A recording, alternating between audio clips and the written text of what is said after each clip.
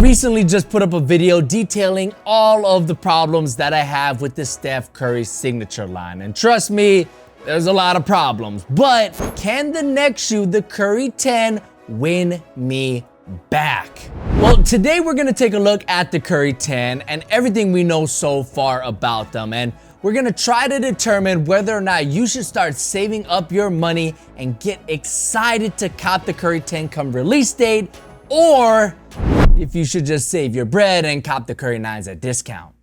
The question is, are you ready?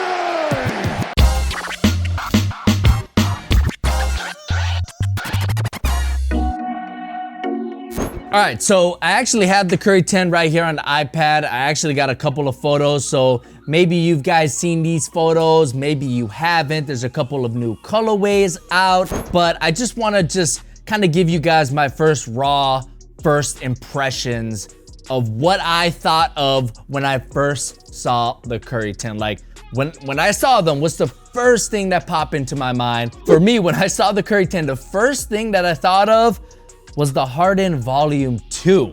Now, I know that sounds crazy, but if you take a look at the Curry 10 and the Harden 2 side by side, that back heel portion of the outsole, I mean, come on, guys. It looks almost identical. It's the same color, pretty much the same shape, the way it kind of goes up onto the heel, over the midsole, onto the actual like heel cup / upper. And the pattern of that outsole also has a very similar look as well. So I don't know, you guys could call me crazy or not, but I'm just gonna call you guys crazy right back, because that to me looks like the same identical design, which I'm not using that as a knock on the Curry 10. I'm just pointing out the similarities because I think it's pretty funny. Now, as for that outsole, aside from the heel cup design looking like the Harden 2s, I think the overall flow outsole, I think it's got a good look. Now, Under Armour has been trying to find a piece of technology that they could really, capture the consumer's imagination, interest, whatever you want to call it, for a while now. They had Micro G, they had Charge Foam, they had the Speed Form, they had Hover, and now they're going to Flow Tech, which we've seen in the Curry 8, the Curry 9, and it's back here for the Curry 10. And, I think it looks okay. It gives the shoe a certain look, but I just don't think it's as captivating as something like Nike Air or even Boost. Like when we first saw Nike Air and that air bubble, it just made sense. It captured our imagination. We're like, wow, that looks comfortable. You could see right through the shoe. Boost was similar as well. We saw that midsole and we just thought to ourselves like, wow, that looks like Boost. It looks like it's going to boost me as I wear them. It looks comfortable. With Flow Tech, I get that comfort, like kind of feeling, like I could see why people would think it's comfortable, but I just don't think it's as visually striking as Air or Boost or like even like Nike Shox. Remember Nike Shox with the Vince Carter shoes? When I was a kid, I was like, oh my gosh, that's going to make me jump higher. I will be able to dunk with Nike Shox. With Flow Tech, I don't really get that same feeling, but again, I do like the look of it. I think it looks really clean. I don't know why Under Armour hasn't dropped like different colored outsoles. They seem to only be doing, white flow outsoles, which is something that Boost had a really big problem with, and I think still does. I don't think Boost looks great in colors, but that's beside the point. But I remember when Boost first came out, my mom was like, are these good? Should I get them? What do you think about them? So I think that's a point of emphasis for Under Armour. Clearly, they've been trying to capture our attention with different types of technology. And Flow, while it does perform very good, it was in the 9 and 8. Again, it just doesn't have that it factor. Now, the second thing that I noticed with the Curry 10 is actually the upper and just kind of overall structure of the shoe, including like the tongue and the heel and the padding in that area, as well as the upper. Like I said, it just seems to be a much sturdier version of the Curry 9. Like when the Curry 8 dropped, which was the first silhouette with Curry brand, that shoe was pretty minimalist, and I actually really dug it. I think it's one of the best looking, if not the best looking Curry sneakers to ever drop. It's right up there with the 4s. I'm gonna throw the 1s in there. The one negative about it was that the upper was very minimal. There wasn't a lot of support or structure there. So with the Curry 9, it seems that Curry brand made that a point of emphasis in their design, and they kind of beefed up the materials. They added more structure, which again is going to add more support. And with the Curry 10, it seems to be taking a step further. Now, this is a good thing. It is an improvement, but a couple of concerns that I have is A, I hope it maintains its lightweight, flexible nature of that kind of woven, knitted upper of the Curry 8 and the Curry 9, even with those improvements. But with the Curry 10, it just doesn't seem like a huge leap in design or change or improvement. It is a slight improvement, but this to me feels more like the Curry 9.5.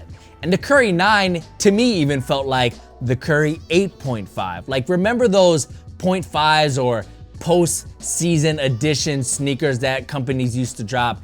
The Curry 10 looks like the Curry 9.5 to me. So I am wishing for a little bit more of a kind of leap in design, in technology, or just visuals, just something different, because the 8, 9, and 10 so far, they all look like improvements, but they're small incremental improvements, which isn't a bad thing, but I would say it's kind of holding the Curry line back to really capture everyone's attention and really building some hype to get us excited for these things. Because look, like if I see the Curry 10, I'm like, okay, it looks more sturdy. It looks like it's more structured, but is that enough for me to pay full retail price for the Curry 10?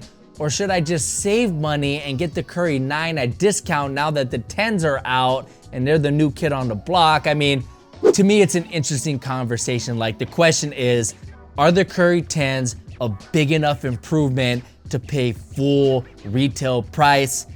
I can see why some people would say no to that. There are gonna be people that are gonna buy it no matter what. Curry fans of the Curry line, they're gonna pay full price, no problem. But for someone like me, or even just an average consumer, would it make sense to get the Curry 10 full price when it's just a slight incremental improvement over the previous one, which again, will be going on sale over these? I don't know. Let me know what you guys think about that in the comment section below. I'd love to hear what you guys have to say. Will you guys be picking up the Curry 10 like right out the gate, or are you gonna kind of wait for the right colorway, maybe a sale, and just get another pair of Curry 9s to hold you over before that actually happens? Now, I do want to talk about the colorways, because so far we've seen 2.5 colorways of the Curry 10. We had this kind of retro Warriors We Believe era colorway, which is what Steph debuted the 10s in. And then Kicks from Slam, they did like a feature of the Curry 10. They have the Candy Rains, which is an old colorway from the Curry 1 and 2s, I believe. So the Candy Rain colorway is coming back. You got matching socks with the Sour Patch Kids, which is awesome. And then at a camp, Steph wore like this white colorway, but there's not a great photo of them, so that's why I call it a half, not a full colorway. So we have 2.5 colorways. I think the colorways are decent. Obviously, the We Believe, colorway, that's super nostalgic. People are gonna love that. The Candy Rain, I think, is a little bit too busy, but you got official Sour Patch branding on there. Who doesn't love Sour Patch Kids? I think these colorways are decent, I do. But I think they missed a huge opportunity. Like, if I was running the Curry brand line, I would say the first colorway we should drop is either a light purple colorway like the one Steph wore in the last year's finals when he won finals MVP and really cemented his legacy as a top 10 player all time, in my opinion. I'm just riding that wave. I'm going, let's drop the Curry 10 in that same colorway. It's a new season. This is the shoe he's gonna wear. This is Steph's bread colorway. You know how Jordan has the black and red colorway. That's the most iconic Jordans. Steph's bread could have been the light purple. My second option would be a night-night colorway. Now, Steph made that night-night celebration all the more famous during the playoffs and in the finals. So, and even in the Kicks feature, he's doing the night-night thing with the Curry shoes. So I feel like if they did somehow incorporate that celebration in the shoe, some type of night colorway. I don't know, get creative with it. It would have been riding that hype train that is currently still having a ton of momentum. But I think overall the colorways are clean. I just feel like there were a couple missed opportunities. But yeah, guys, other than that, that's pretty much all we have on the Curry 10. There's no official release date details, when they're coming out, how much they're gonna be, but I tried to do my best to give you guys the information that I do have, as well as speculate on some things that I think will happen. I think $160 for the Curry 10, that's what they're gonna drop at. For me personally, I would just wait, check out the reviews of people testing out the Curry 10s at launch, and wait for the colorway. If you like those reviews, wait for a colorway that you are really happy with. That would be my advice. Until then, Curry 9, Curry 8, discount price, or even try the Floatros. Try the Floatros, those will be great, you'll be happy. And actually in that Kicks feature, they previewed the Curry 1 Floatro, which looks dope as well. So that would be my advice to you. Let me know what you think about the Curry 10 in the comment section below, and make sure you subscribe to the channel for more sneaker related content just like this.